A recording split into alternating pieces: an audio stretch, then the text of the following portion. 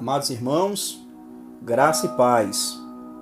É para mim uma honra imensurável estar participando dessa série de exposições bíblicas no livro do Apocalipse.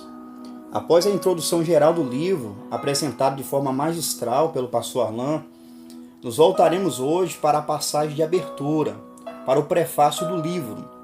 E para tanto, eu os convido a ler comigo o texto de Apocalipse capítulo 1, versículos 1 ao 3. Apocalipse, capítulo 1, versículos 1 ao 3. Assim lemos: Revelação de Jesus Cristo, a qual Deus lhe deu para mostrar aos seus servos as coisas que brevemente devem acontecer.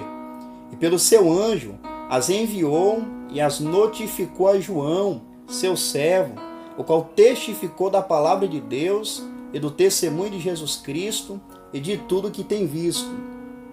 Bem-aventurado aquele que lê, os que ouvem as palavras dessa profecia e guarda as coisas que nela estão escritas, porque o tempo está próximo. Palavra de Deus. Irmãos, embora lemos 3 primeiros versículos em conjunto, devido à riqueza contida neles, e o versículo 3 possui também uma unidade básica de pensamento, iremos nos ater hoje aos versículos 1 e 2, deixando o versículo 3 para a próxima oportunidade. Esses dois versículos que consideraremos trata da revelação de Deus Pai que deu a Cristo para transmitir aos seus servos através de João, e que pode ser resumida como a revelação de Jesus Cristo à sua igreja. Sim, esse é o assunto proposto na abertura desse livro, a revelação de Jesus Cristo à sua igreja. Observe o texto, por favor. O início do versículo 1 diz: revelação. Essa palavra expressa o título do livro, bem como reforça o seu caráter profético, uma vez que o início é semelhante à forma introdutória própria dos livros proféticos do Antigo Testamento. A palavra grega que se traduz por revelação é apocalipsis, de onde provém a nossa expressão apocalipse. O vocábulo apocalipsis significa simplesmente tirar o véu ou remover a cobertura, e poderia ser traduzido por desvendar, descobrir, revelar, pois trata de um desocultamento, de um desvendamento, de uma manifestação. Então, diferente do que muitos podem pensar, apesar da nossa limitação de compreensão, o livro de Apocalipse não é um livro fechado, mas um livro aberto. Não é um livro para confundir, mas um livro para instruir. Não é um livro que visa esconder, mas um livro escrito para esclarecer. Não é uma ocultação, mas uma revelação.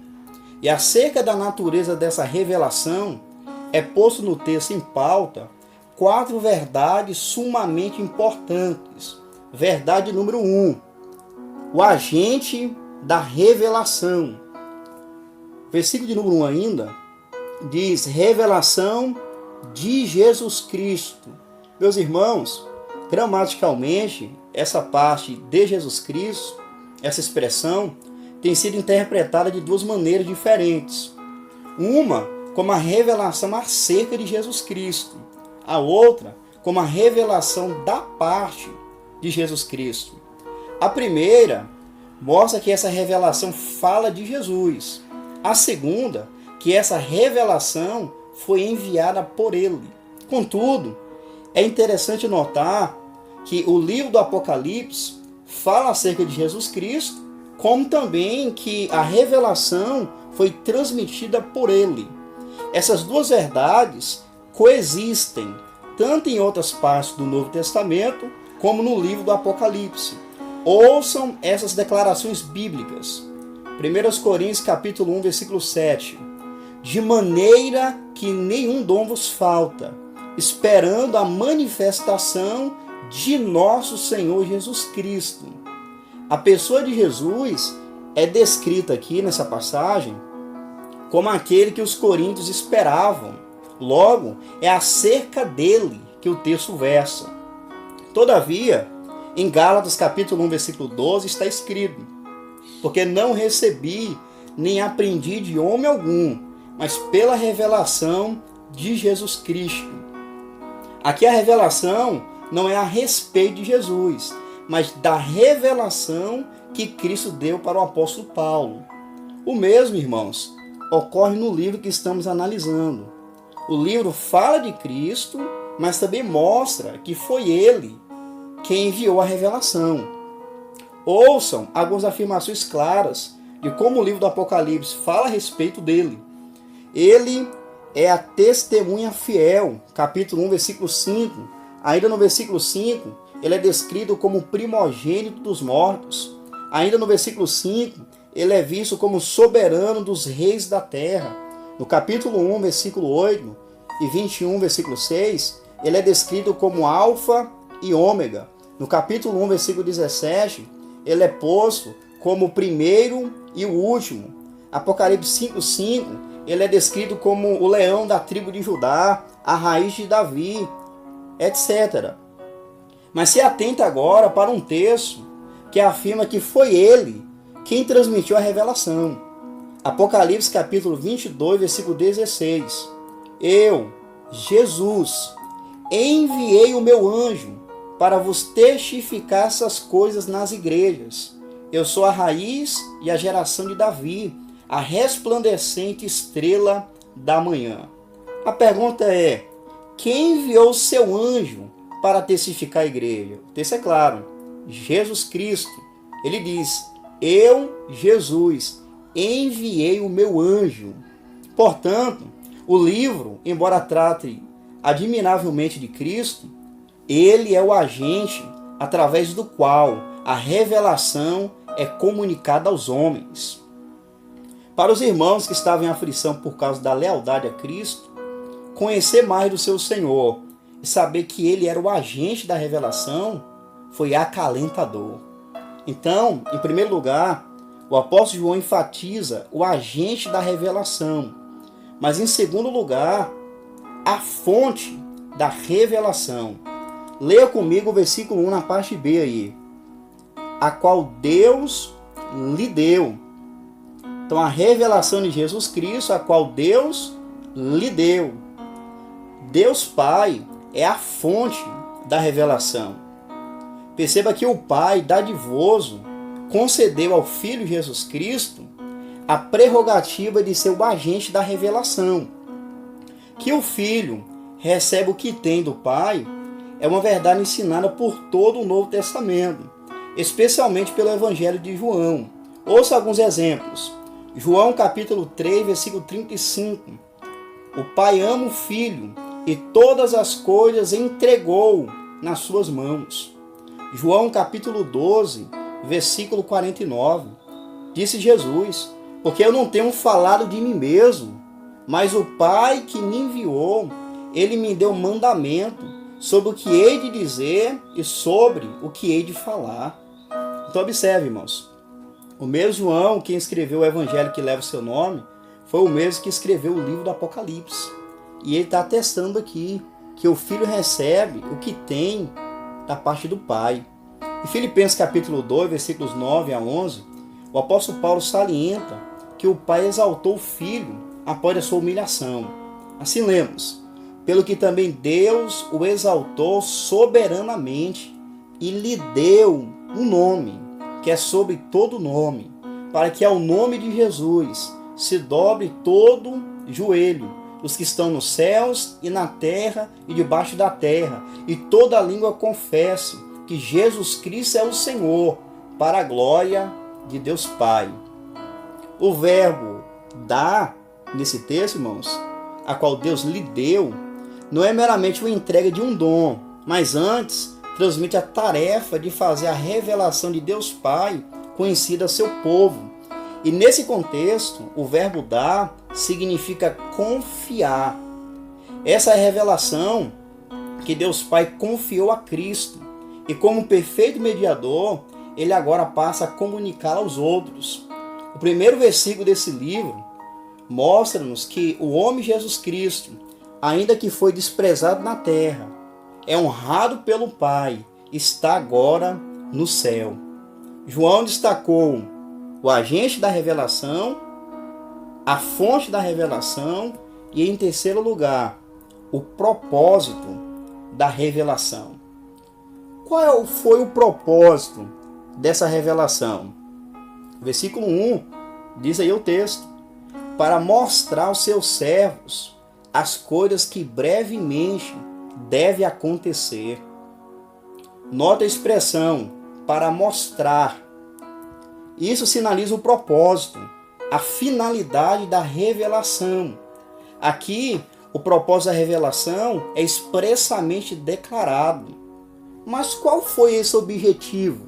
O texto é claro: para mostrar aos seus servos as coisas que brevemente devem acontecer. Mostrar, irmãos, aqui essa expressão, mostrar aos seus servos as coisas que brevemente devem acontecer, significa fornecer evidência ou prova de algo. Sendo assim, os servos receberam evidências claras acerca das coisas que estavam para acontecer no futuro. Essa designação dos cristãos como servos aparece algumas vezes nesse livro. Aqui no versículo 1, no capítulo 2, versículo 20, no capítulo 22, versículo 3. Servo é alguém que se rende à vontade de outrem.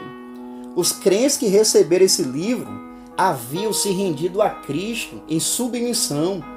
Em Apocalipse capítulo 12, versículo 11, diz que muitos servos davam suas vidas por testemunhar do seu Senhor.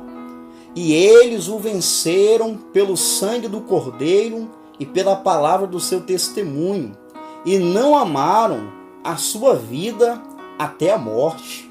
Assim, ser servo mostra o crente em relação ao seu Senhor. A autoridade absoluta do Senhor e a obediência dos servos são inseparáveis. Me permita uma pergunta nesse momento: você é um verdadeiro servo do Senhor Jesus Cristo? Você tem um relacionamento de obediência com Ele? Porque esse desvendamento é para os servos. Reflita a esse respeito nesse momento. A palavra que o texto emprega aí, devem, as coisas que em breve devem acontecer, devem, que aparece ainda no versículo 1 e é usada muitas vezes nesse livro, indica que existe um programa a ser cumprido, ainda que não seja desejado ou esperado pelos homens. Então essa expressão deve pode ser entendido como é necessário ou é obrigatório. Logo, meus irmãos, trata de algo inevitável, algo que deve acontecer. Então, o Senhor quer avisar os seus servos com antecedência dos acontecimentos que fazem parte do seu propósito para a terra. A vida dos cristãos perseguidos não estava ao léu, deixado ao acaso, nem tampouco à mercê dos imperadores, mas no controle absoluto do soberano dos reis da terra. Prezados, quando os irmãos ouviram essas palavras, sem dúvidas, ficaram deslumbrados, maravilhados. Aquele livro não era para os perseguidores da igreja, mas para os filhos de Deus. Em Mateus capítulo 11, versículo 25, temos acesso ao conteúdo de uma oração feita pelo Senhor Jesus. Naquele tempo, respondendo Jesus disse: graças te dou, ó Pai, Senhor do céu e da terra, que ocultaste essas coisas aos sábios e instruídos e as revelaste aos pequeninos. Deus seja louvado. Temos que manter isso claro na nossa mente, irmãos. Jesus Cristo enviou essa revelação para os seus amados servos. Se recorda que o pastor Arlan explicou como os irmãos estavam passando por aflição e que continuariam a passar? Pois é. Agora imagina eles ouvindo que o Senhor, por quem eles estavam sofrendo, enviou uma carta para mostrar para eles tudo o que deveria acontecer. Isso serviu de grande consolo, meus irmãos. Eles puderam dizer: o nosso Senhor se importa conosco. Ele nos enviou a sua revelação. Não ficaremos desnorteados. Não estamos entregues a algo que não esteja no controle dele. pois ele nos mostrou que brevemente deve acontecer e revelou seus desígnios para nós. Irmãos, o Senhor Jesus se importa conosco. É por isso que ele também nos deu a sua revelação, para nos consolar, para nos direcionar em todos os momentos das nossas vidas, inclusive nos dias maus. As nossas vidas estão nas mãos de Deus. Então vimos até aqui o agente da revelação, em segundo lugar, a fonte da revelação, em terceiro lugar, o propósito da revelação e, por fim, em quarto lugar, a transmissão da revelação. Olha aí o final do versículo 1 e o versículo 2. E pelo seu anjo as enviou e as notificou a João, seu servo, o qual testificou da palavra de Deus e do testemunho de Jesus Cristo e de tudo o que tem visto. Amados, note que Cristo notificou a revelação a João por intermédio do seu anjo. Em Apocalipse 22:16, Jesus ele reafirmou a verdade ensinada aqui, declarando: Eu, Jesus, enviei o meu anjo para vos testificar essas coisas a favor das igrejas. Anjos estavam envolvidos na doação do livro do Apocalipse a João, exatamente como estavam na entrega da lei a Moisés. Lá em Atos 7:53, Estevão ele falou aos líderes religiosos dos seus dias essa verdade: vós que recebeste a lei por ordenação dos anjos e não aguardastes. Em Gálatas capítulo 3, versículo 19, o apóstolo Paulo, na mesma perspectiva, explicou: logo, para que é a lei? Foi ordenada por causa das transgressões, até que viesse a posteridade a quem a promessa tinha sido feita, e foi posta pelos anjos na mão de um medianeiro, ou na mão de um mediador. O anjo enviado pelo Senhor Jesus, ele cumpriu sua tarefa na íntegra, transmitindo a revelação para João, que exemplarmente se colocou na mesma condição dos seus irmãos, isto é, na condição de servo. E no versículo 2, lemos que ele, João, cumpriu cabalmente a sua missão.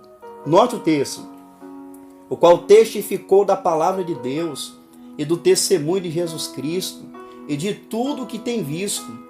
Essa expressão que tem visto sugere que a revelação foi transmitida pelo anjo por meio de visões. Então o texto diz, irmãos, que João, ele testificou. Nós sabemos que ele era uma testemunha de Cristo. Lucas 24:48, Atos 1:8, Atos 4, versículo 20. Mas a questão é que ele havia lealmente testemunhado a primeira vinda de Cristo. Reflita no que está localizado em João capítulo 19, versículo 35.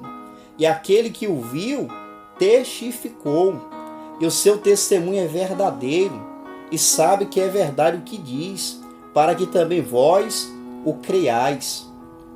Então vocês percebem que João, ele foi fiel para dar testemunho da primeira vinda de Cristo. E pelo auxílio do Espírito Santo, João também ele testemunhou acerca de tudo que ele viu a respeito da segunda vinda de Cristo. Especificamente, João deu testemunho da palavra de Deus e do testemunho de Jesus Cristo. Você percebeu a cadeia de transmissão presente nessa passagem bíblica? Deus Pai deu a revelação a Jesus Cristo, que enviou o seu anjo, que notificou a João, que por sua vez transmitiu aos servos de Deus. Essa foi a linha, o elo de transmissão da revelação, meus irmãos. Isso nos ensina duas coisas dignas de destaque. Primeira, que essa revelação tem autoridade e é totalmente confiável. Não somente o livro do Apocalipse, mas todos os 66 livros que compõem a Bíblia. Eles são autoritativos, são confiáveis. A segunda lição é que, como vimos a revelação sendo transmitida com tanto cuidado, o Pai passou para o Filho para o anjo para João, para que viesse ser transmitida à igreja, nós devemos também, meus amados, repassar a revelação de Jesus Cristo com todo cuidado. Em Mateus capítulo 28, versículos 19 e 20, o Senhor Jesus ele ordenou, dizendo: portanto, ide, ensinai todas as nações, batizando-as em nome do Pai e do Filho e do Espírito Santo, ensinando-as a guardar todas as coisas que eu vos tenho mandado. E eis que eu estou convosco todos os dias, até a consumação dos séculos. Amém. Então observem, o Senhor Jesus ele deu uma ordem para a igreja para fazer discípulos. Nós cristãos, servos de Deus, servos do Senhor Jesus Cristo, precisamos transmitir a mensagem de Deus, a sua revelação, o seu evangelho. O apóstolo Paulo, ele orientou Timóteo a repassar a verdade de Deus para a formação de outros transmissores da palavra. Ouça o que ele diz em 2 Timóteo 2, versículo 2. E o que de mim, entre muitas testemunhas, ouviste, confia-o a homens fiéis, que sejam idôneos para também ensinarem os outros. Nós precisamos, meus irmãos queridos, transmitir a revelação de Deus, transmitir a palavra de Deus. Eu quero finalizar essa exposição bíblica fazendo duas aplicações. A primeira aplicação se destina a você que é servo de Deus. Esse texto, dentre tantas lições preciosas, nos encoraja a cumprir a tarefa que recebemos do Senhor com fidelidade. Vimos que o anjo, bem como João, cumpriram à risca a sua incumbência. João estava preso nessa ocasião, na ilha chamada Patmos, conforme podemos verificar no versículo 9, que ainda será pregado. Ele testificou, meus irmãos, fielmente, segundo o Senhor lhe ordenou, mesmo estando exilado, mesmo estando preso, ele cumpriu com a sua missão. Isso mostra que mesmo estando em situação atípica, ele cumpriu a tarefa que lhe foi outorgada. E a maior evidência está diante de nós, o livro da revelação escrito por ele. Estamos também, irmãos, em situação atípica, por decorrência do Covid-19. Mas como João, que transmitiu a revelação escrevendo, podemos usar os meios legítimos disponíveis para transmitir a palavra do Senhor. Como não estamos congregando juntos fisicamente nesse período, devemos realizar os cultos em família, acompanhar as pregações que nos são enviadas, interagir com os irmãos, evangelizar aqueles que ainda não servem a Deus, usando as mídias, redes sociais, dentre outros recursos. Em 2 Timóteo 2,9, disse Paulo: pelo que sofro trabalhos e até prisões como um malfeitor, mas a palavra de Deus não está presa. Então Paulo, mesmo passando por dificuldades, por prisões, ele não deixava, meus irmãos, de cumprir a sua missão, de transmitir a palavra de Deus. Em 2 Timóteo 4,2 está escrito: prega a palavra, insta, quer seja oportuno, quer não, corrige, repreende, exorta com toda a longanimidade e doutrina. Então devemos cumprir a nossa missão com fidelidade, meus queridos. A segunda aplicação é dirigida aos que ainda não são servos de Deus e podem estar me ouvindo nesse exato momento. O que você está aguardando para passar a servir ao Senhor da glória? Embora esse livro foi destinado aos crentes, há também nele um chamado do Senhor para salvar a sua vida. O livro do Apocalipse ensina que todos aqueles que não têm o seu nome escrito no livro da vida, que não são servos de Deus, serão lançados no lago de fogo e enxofre. Em Apocalipse capítulo 21, versículo 8, lemos: mas quanto aos tímidos, e aos incrédulos, e aos abomináveis, e aos homicidas, e aos fornicadores, e aos feiticeiros, e aos idólatras, e a todos os mentirosos, a sua parte será no lago que arde com fogo e enxofre, o que é a segunda morte. No Apocalipse, de capítulo 22, versículo 15, essa afirmação verídica é reforçada. Ficarão de fora os cães, e os feiticeiros, e os que se prostituem, e os homicidas, e os idólatras, e qualquer que ama e comete a mentira. Mas Deus Pai enviou o Senhor Jesus para te salvar dessa condenação. Se entrega a Ele sem mais tardança, porque o tempo está próximo. Em Apocalipse capítulo 22, versículo 17, está um apelo ao seu coração. Ouça, e o Espírito e a esposa dizem: